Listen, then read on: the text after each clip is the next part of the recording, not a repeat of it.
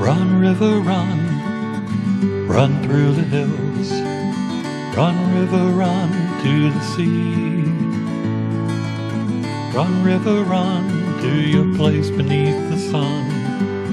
Run, river, run over me. Hi, this is Jan Lewis. Welcome to be my guest. Today we have back, by popular demand, Mary Catherine Volk, and she wrote the two books, Believe in Forever and Trust It. Welcome back, Mary. Thank you, Jan. Thank you for having me back again. And these two books, I'm going to let her tell you all about you. Those of you who didn't see the show last time, you're going to get a treat this time. We're going to start off with Trust It, her first book. You have the power within you. What is this all about? Well, actually, that's my second book. The second one. Okay, Believe in Forever was the first. Believe in Forever is the first. Yeah. How to recognize signs from your departed loved ones. Mm-hmm. I love this. I'd love to find more signs. All right. Well, the reason I wrote the book is that I found a lot of people didn't know what the signs were. Yeah. Yes, and some people would say, "Oh, I wish I got a sign from my mother or something." And then if I sit and talk to them for 2 or 3 minutes, they realize they've been getting signs, but they were not aware of them. So that really, I find I receive so many signs from my loved ones because we lost a lot of family members, 5 of them actually, within 5 years when we were in our 20s into our early 30s. So we were thrown into a world that most people are not aware of at that time. Right. But what got us through the deaths was the fact of that we were getting signs, we were getting messages from them that not only were they okay and well again, being able to walk and whatnot, but they were together. Because they'd show up together, and then we've got him. You know, he's with us now. So it helped us really. It helped us in the grieving process, and to be able to know it's not forever. We will see them again, and they're still here. They're still a very big part of our everyday lives. Yeah, especially if we call on them. I wonder who was it who told me? Oh, years ago we had a psychic on the show, and she offered to meet me and try to see if we could connect with my father and mother. And it was very odd because she said, I see a man. She said she saw a man, and I think that might have been, I don't know, maybe it was my father. He was very vocal, and of course he was. But where's Mom? And she said, he's behind her. She's behind him. She's not saying much. And I'm thinking, that's the way it was. She did not debate issues. Yeah, and she let him do the talking? I think so. Somebody else said, it was a reader, a psychic tarot reader, and she, without even knowing me, 2 of them said to me, "Who is Nellie?" I said, "That's my great-grandmother. My middle name is her last name." 2 readers who knew me not at all. That's an odd thing to... Nellie? Who picks that out of the blue? Yes, but you know why? The fact that you said your middle name is... Jocelyn was her last name. Was her last name. Yeah. So you were named after her. Yeah. And whenever a child is named after a parent or a grandparent or an aunt, they will forever watch over that child. Yeah, and you mentioned that last time around. It's kind of cool. It's wonderful. She might be out there. Well, I mean, by the time I was just a child, I was 10 when she died, at 96. And there was an old family joke that when the 2 of us got together, picture of us playing the piano, she was legally blind, and here I am, this little girl, that the family just sort of braced itself because she was so strong-minded, and I wanted her to know about what I wanted to do, and I wasn't aware that there was a problem, but they were like, "Oh my God!" I guess it worked out well, I guess. Yes, yeah. Were you named after? Okay. I was. Well, Mary Catherine. It's my 2 grandmothers. You think they're both up there? Oh, they're both up there, and yes, I sense them a lot. I do. And especially on special days like today, actually, would have been my parents' 75th wedding anniversary. How old would they have been? Were they alive? Oh, they would be now like 100, 105. Yeah. My parents, see, Mom would have been 100. Dad would be 101. Doesn't seem possible. I know. But look in the obituaries. Yeah. I was showing my husband the other day, 90s, and it goes up.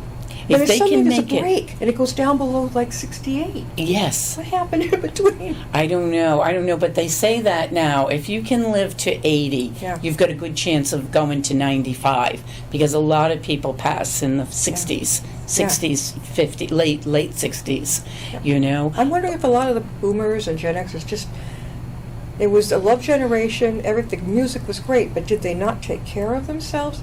I mean, most of us, a lot of my friends weren't into drugs and pot, but I'm seeing them dropping like in their 60s. I'm like, what the heck's going on? I know. Well, stress. I think people have been under a lot of stress, and and we don't know the environment, plastic. We've been exposed to so many things that our parents were not exposed to. Yes. Believe in Forever, How to Recognize Signs from Departed Loved Ones. At 6 years old, you were the gift of knowing that life exists beyond the physical form. Did you yourself have a near-death experience? I did. You did. I did, yes. And that is what really, I have this knowing from that experience that life does exist beyond this time, and in that they're watching over us. And I'll share with you, I think I shared my near-death experience the last time I was here, but what I really learned from it later in life, and in knowing what happened to me and what happened to my parents during that, was that they didn't go into the fear.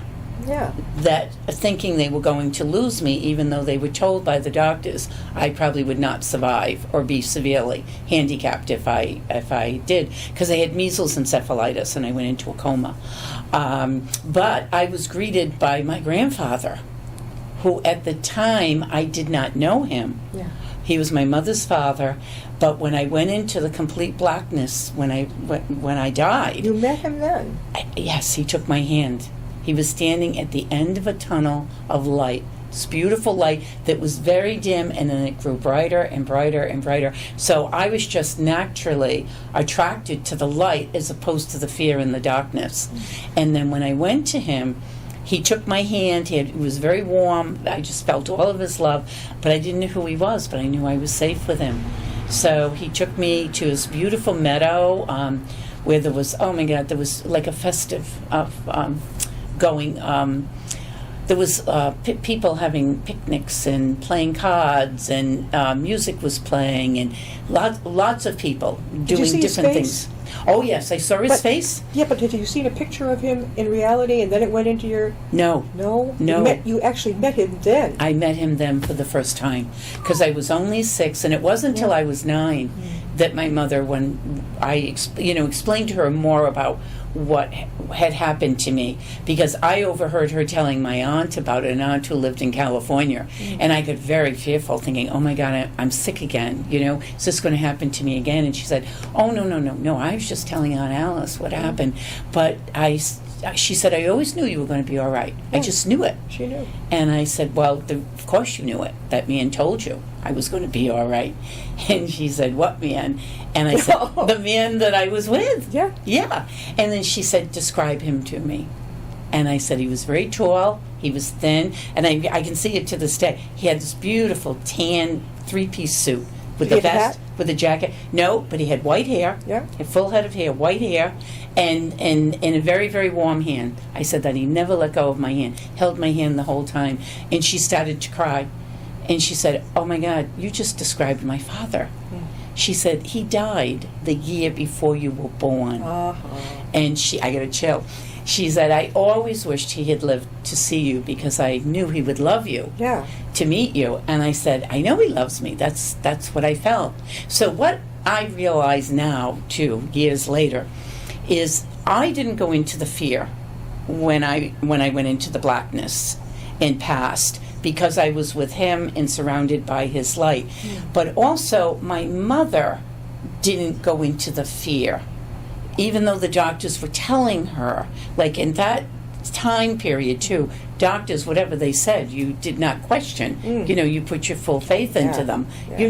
And but she didn't believe what they were telling her, because she actually had sensed what I had experienced during the near-death, was that we went to her, and this man put his arm around her, comforting her, telling her not to worry, that I would be all right. I would be all right. We're talking with Mary Catherine Volk, and she wrote 2 great books, Believe in Forever, How to Recognize Signs from Departed Loved Ones. This is the book we're talking about right now. Mary Catherine, how can they get a hold of your book? Yes, you can get it on Amazon. Both of the books are on Amazon. Or if you'd like an autographed copy, especially if you'd like it for yourself or to give as a gift to somebody, you can get it from my website, which is Mary Catherine with a C, Volk.com. Do you think, my husband and I went to I'm not a big fan of open caskets. I just come right out with it. I don't want to remember the person that way. I really don't. Close it. My family basically had closed caskets. And put a nice picture on top of the way we remember this person. We had a bad experience. Last week, went to see a gentleman we'd known for many, many years. We and also a friend of ours who went, didn't look like the same person, and we'd only not seen him for 6 months. Oh. And he looked, either they did a lousy job. A bad, yeah. Oh my God. Job. He didn't have an aquiline nose. He didn't have sunken cheeks. He had... What happened? That's too bad. That's unfortunate, because I personally myself, I've been through loss of so many loved ones. I do find seeing them at peace, their face is very peaceful. I think it helps with the grieving process, because otherwise you kind of think, especially when it's somebody very close to you, they're away. Oh, they're just away on a trip and they'll be back. Yeah. It does kind of help with the grieving, but not for everyone. No. I know that back in the old days, they used to do that way back when, so people could be sure the person was dead. Well, that was another thing, because the string with the little bell on it that they used to have, because some people would lapse into a coma, or I don't know, but well, they didn't embalm them back then either. Right. Now they embalm the body. That's another thing my family didn't go for. Like, just let's put them at rest. I know the Jewish people have this wonderful tradition calling sitting shiva for 7 days. Yeah. And they have a closed casket. I think they have to be buried the following night before sunset. Something like that. And then it's like for 7 24 days, hours. people can come to the family's home and bring some food and sit and talk. But the one that we went to another one recently, and I guess it's quite the thing. They have what's called a collation afterwards, where you go out to eat.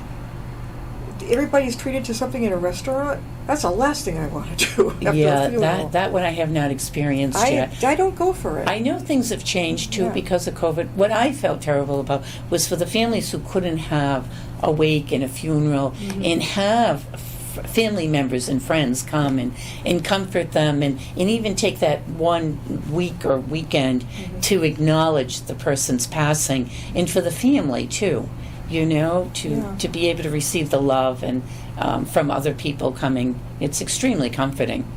Yeah, we saw that. It's just, to me, it's like the family that's doing the grieving shouldn't feel obligated to pay for this big shindig after a funeral expense? No, I don't know. Farther away guests could come and stay overnight with the family, or whatever. But I just feel like a fish out of water like that, and I understand it's a tradition with some families, but I'd rather try the one where maybe not 7 days, but you can come over all week if you'd like. You don't have to bring anything. Come and sit with us and talk. That to me is cool. That's maybe what my parents would have wanted. Yes. Yeah, you don't have to. My mother would have said, I don't want anything fancy. She just, that's it.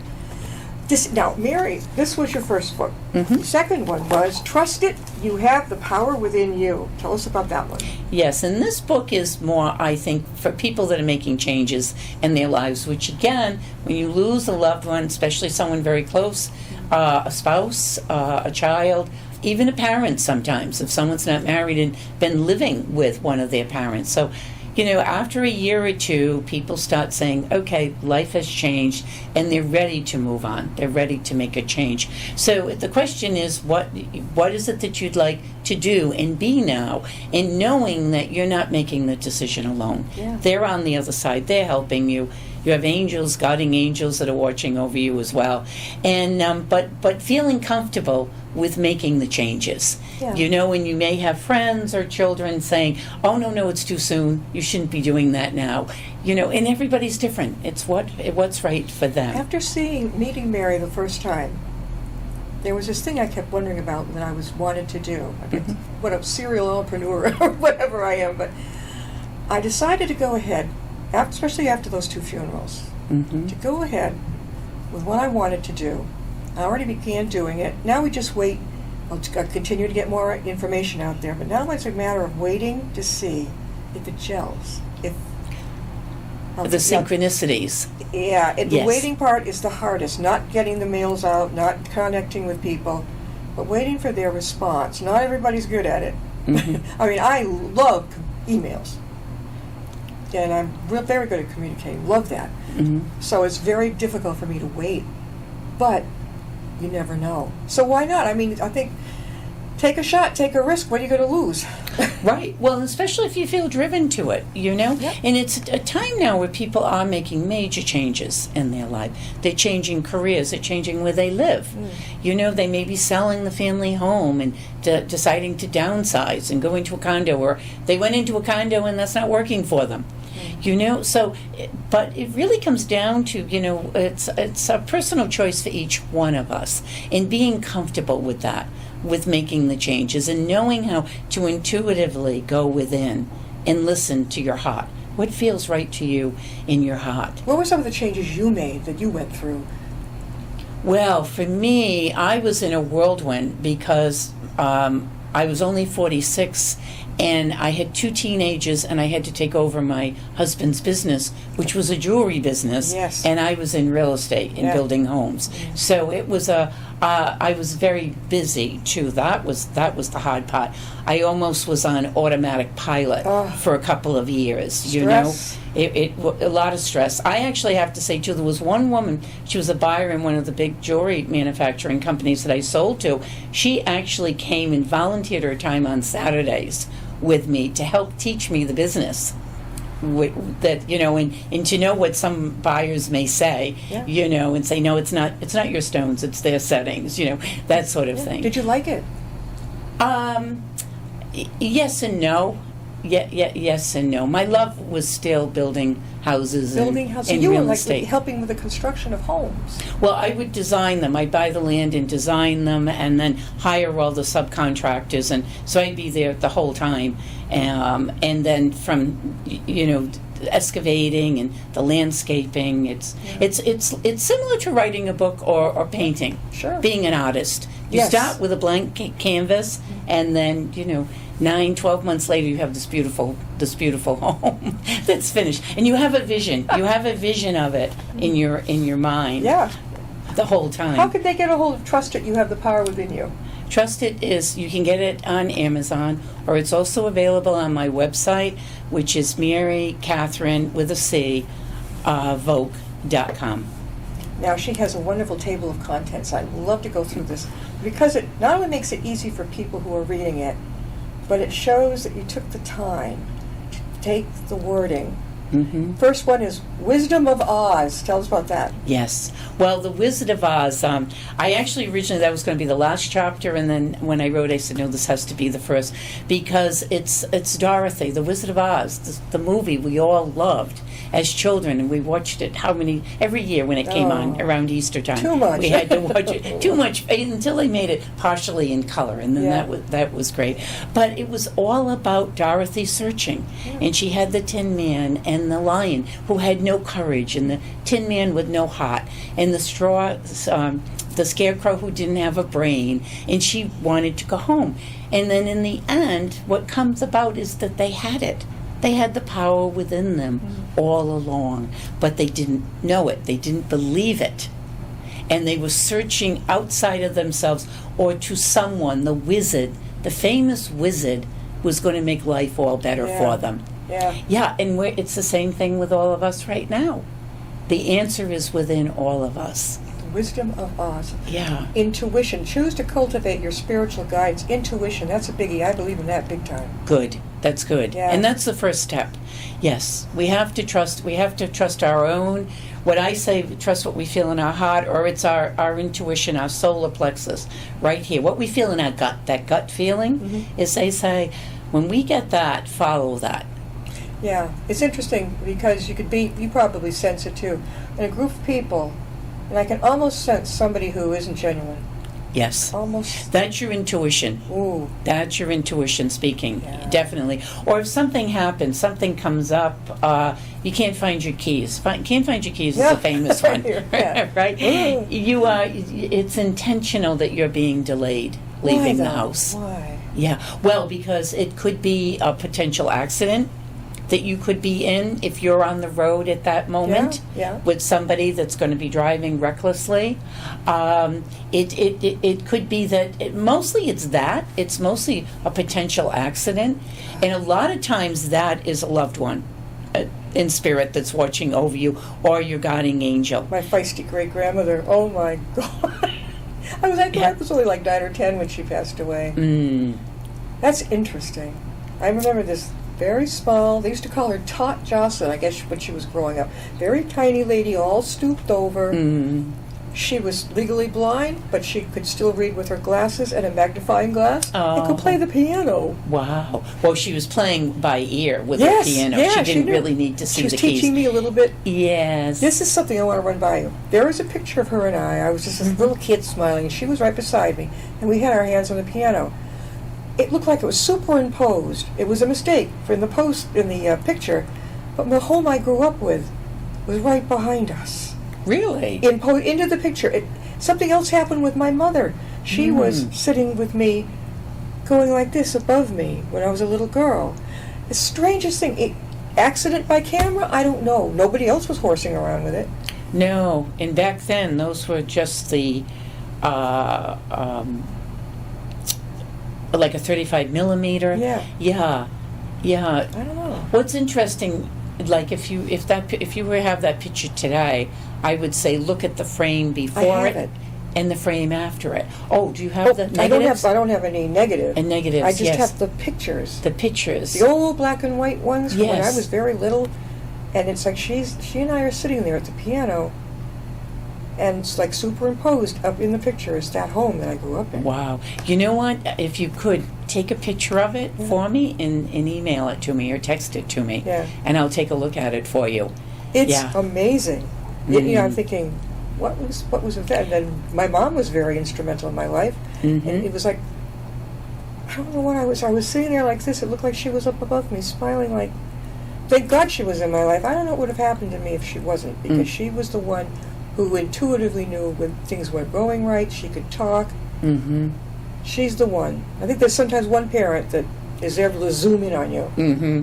I had a radio show, and they would listen to it, and she could tell when I was sick because my voice was going down. She knew on the radio. Wow. On a And she would public- tell you to go home and take care of yourself. She says, I knew you were sick. I could hear it in your voice over the radio. Mm. That's a close mother. That's a very close. Yeah. Now, what age was your mom when she passed? Unfortunately, Dad was her caretaker. In his family, they live into their 90s. Dad passed at 82, not taking care of himself. Mm. So she was 84, and then in the nursing home, and that's when she passed. Okay. But had they just gone into assisted living, they might both, or at least one, be here now. Oh, yeah. He collapsed. He was so good at taking care of everything for her. Mm-hmm. I walk in, you know that thing like Ensure, Boost? Yes. Last time at home I walked in, he's sitting there just with his can of Boost. He sounded horrible on the phone. I didn't even know who it was. Oh. My family and I, we raced down there to be with him. I'm like, oh my God. In a span of a week. Christmas, they were great. Mm. Yeah, it can happen But quickly. he passed out in the parking lot. Somebody found him. Mm. He made it alive. He went to the hospital. Didn't die right away. Mm. But that can happen so often. The caretaker goes before the patient. They say that, especially with Alzheimer's and dementia, that it's really important that the caretakers get time away to Yes. take a vacation. You know, even anybody that's a caretaker. He didn't want for any help. any type of a disease. He says, I'm going down with the ship. He did. Right. Well, back then they thought, they were strong, and it's a little different now. There is more help. Yes. I think there's more help available. I think today. there's support groups, too. There's support groups, yes, I think which it's- they didn't have back then. No. And I know my mother, his wife, took care of his father for a long time in our home. Mm-hmm. Finally, I had to step up and say, look, Mom's health is going down the tubes. We have to do something. Grandpa was in his 90s. It worked. They put him in a nice little place on the Cape where we lived, and he passed away not long after that. But it's like you're watching the person you love It's tank it's very hard. out of love and loyalty to her father-in-law. Mm. I'm like, boy, I learned a lot watching both of my parents. You've got to take care of yourself. You're not going to be any good to anyone or yourself. That's right. Did you see that in your family? Yes and no. Yes and no. Unfortunately, my family didn't live long enough. You will. Yeah, I probably will. Yes. But they did not. But both of my grandmothers ended up being in nursing homes in the end. Yeah. Because one grandmother was 98, and she was healthy as a horse, but she was legally blind. And she had a little bit of trouble getting around. Well, legally blind, I was a volunteer for a legally blind patient. He was terrific. He came around with me. We went to different places. He just had to look at something a little more closely. Yeah. Before we close, Yeah. intuitive hand method, dowsing technique. What is that now? Tell us quickly about that. Yeah, that is that's using your hands essentially to get yes and no answers. Okay. Okay. Yeah. So, in other words, we have a positive and a negative energy flow running through our body, and we can use our hands. We took there's a picture of it in the book, but you go like this. Mm-hmm. Okay, you make a circle, and then you take your other hand and make another circle around it. Okay. Yeah. Mm-hmm. So if you pull on the two, they're locked. Mm-hmm. Okay, so this would be a no.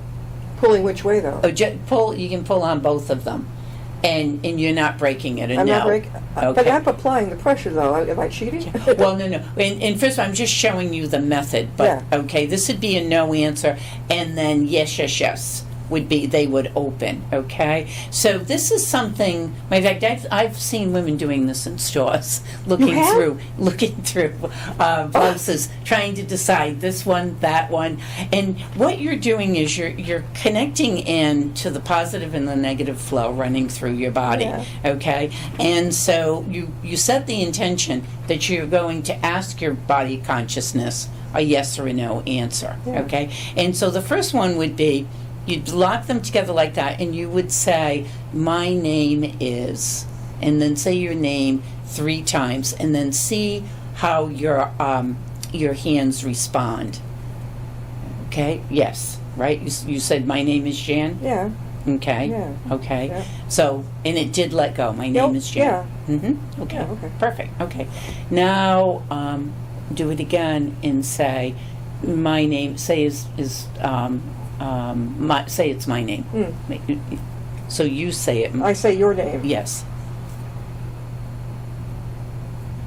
No. No, but my fingers know it from the brain down, right? But no, it's not that name. Well, I know. But the thing is, right now, it's not true. Your name is not my name, No.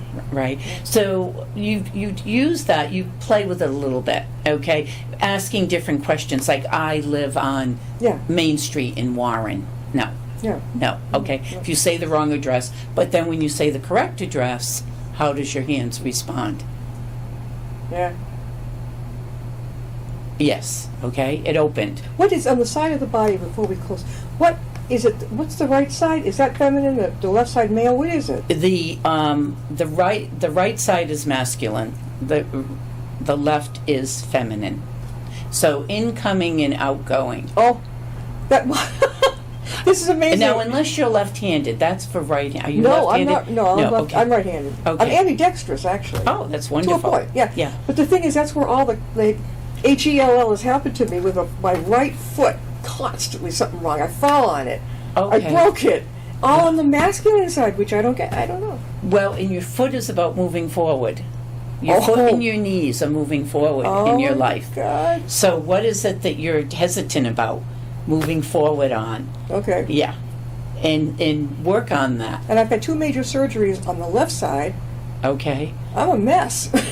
Well, are you a mess or you were a mess before the surgery? Did the surgery? Not that I know of. No. It was.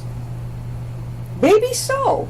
I don't know. Mm-hmm. This is interesting. Okay. Yeah. We gotta go. It's fascinating. I know. It's all so fast. But the main thing is with Trusted is learn to the techniques in the book are different ways for people to be able to trust their own intuition and guidance, and then feel good about going ahead with it without having to ask 10 different people and get 10 different answers and opinions. I'm going to send you an email. Well, I'll tell her after the show the thing that we've been talking about that I did, and I certainly hope it works. I hope it pans out because I have some kind of a connection with it. I don't know what it is, but she gives me the spiritual the inspiration to do it. Because Yes, after I well, saw her, I began thinking about this. Oh, good. Oh, I'm glad. We're gonna have her on again, right? All right, I'll give her be a couple back. months, and then, is there another book coming?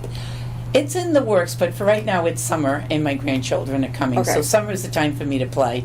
Okay, alrighty. Mary Catherine Volk, can't beat it. Love her books. See you next time. I'll be my guest. Thank you.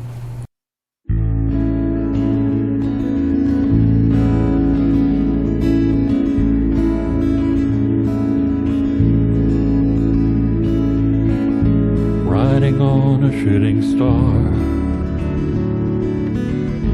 heading out toward a dream. Tomorrow's even closer than it seems.